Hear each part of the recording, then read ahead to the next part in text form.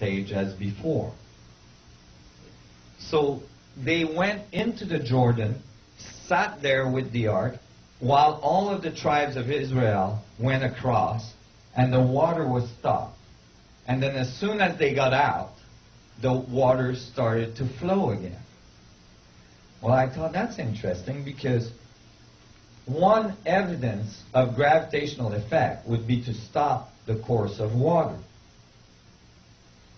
But what blew my mind is what comes next.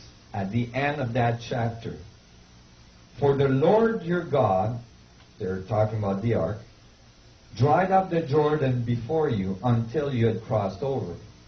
The Lord your God did to the Jordan just what had been done to the Red Sea when he dried up before us, when he dried it up before us until we had crossed over.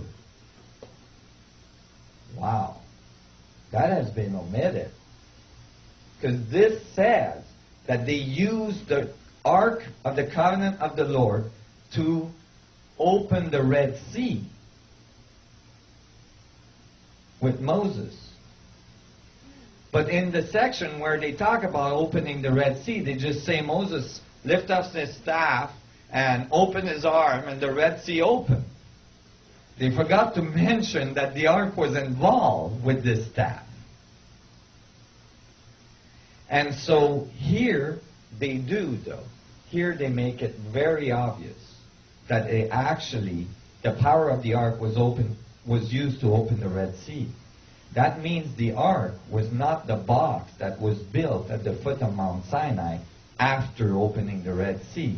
The power of the ark had to be there with Moses before he crossed the Red Sea. And thus it was something else.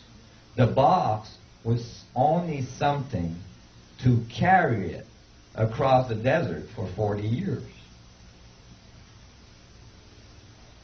Probably he didn't have time to take the box out when he left Egypt. He just took the crystal. Go ahead. Do you think Ethiopia has the Ark of the Covenant now? I'm going to get to that. So, are you guys all following this? Yeah. Okay. So I was really excited. I was like, oh my God, this is really real. I mean, they're really talking about some object. And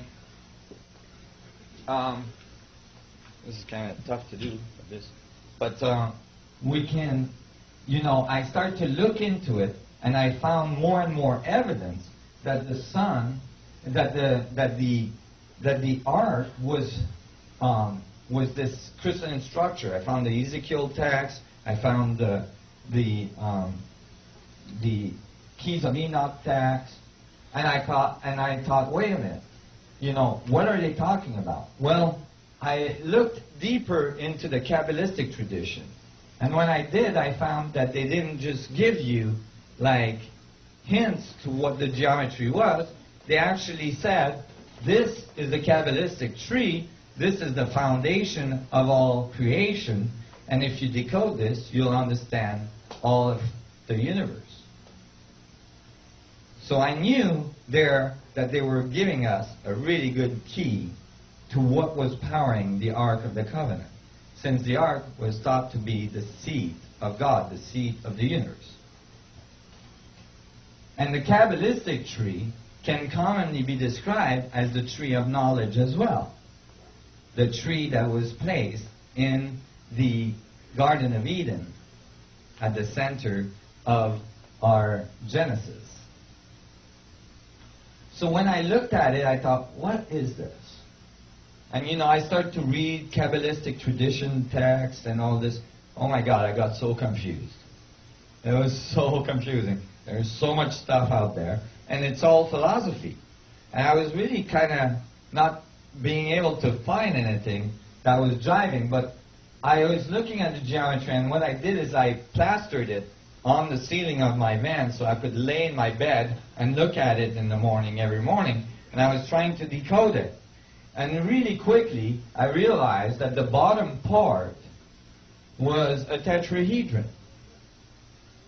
and that the top part was an octahedron. But I didn't know what this middle part was. This X with a box around it. I didn't know how to deal with that. And then I realized, wait a minute, this box here, this rectangle, fits in this upper rectangle. So I thought, oh, maybe they just took it and squashed it. So I took the top part and slid the bottom into it. And boom, the result was a tetrahedron and an octahedron on top, which is all of the vertices you need to generate the star tetrahedron with the octahedron in the middle. You guys see this? To generate this, all you need is a tetrahedron and an octahedron and all the vertices, and you can start building it. So I was like, oh, this is cool. As soon as you slide the bottom into the top, basically, as soon as you compress it, as soon as you collapse it, right, you obtain a 3D geometry. And then I realized that the Kabbalistic text said that there wasn't just one tree, but that there's four, and that they're attached at the crown, or at the root. Well, I assumed that they were giving us only half the code again, so that there would be 8 trees attached at the root. Well, if there's 8 trees attached at the root, and each one are decoded to give a star tetrahedron, as we just did, then the result is 64 tetrahedron grid. How do you know you've decoded it right? Well, when you're finished, you can actually plot the 2-dimensional tree right on top of it, and you have all the lines you need with its sephirots. The sephirots are these balls on the corner of the tree. The word sephiroth comes from the word sapphire, referring to crystals. And when you plot the sephiroth all around the tree, all around the 64 tetrahedron, since each tree has one sephiroth involved in the middle, each tree only has 9 sephiroths. 9 multiplied by 8, 72. I had come back exactly to the tetragrammaton. You've got And 2 other ways that you can do this. Mhm. The top 3 are always considered to be separate and above man, and thus to be mapped separately. Mhm. Center, the center and the crown, is in its own space, and the one space that's missing, that you have filled in with your dark circle, is da'at, known as knowledge. Knowledge, that's right. That point, that's the esoteric sephiroth in the middle. That's right. I have shown this to rabbinic tradition experts, and one of them started crying. It's very significant. What scared me is when I was studying this, it warned over and over in many books that if you try to decode the Kabbalistic tree, most people turn crazy. They lose it. And I figure, well, you know what? I'm already crazy, so I can't go much further, so I should be all right, right? And so I just went at it, and it came out.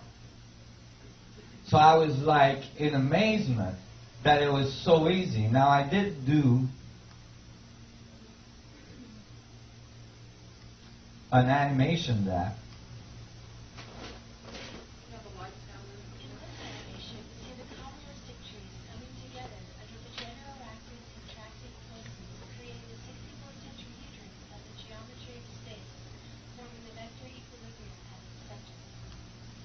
So here it is, again. In this animation, we see the Kabbalistic trees coming together under the general active contracting pulses, creating the 64 tetrahedrons of the geometry of space, forming the vector equilibrium at its center.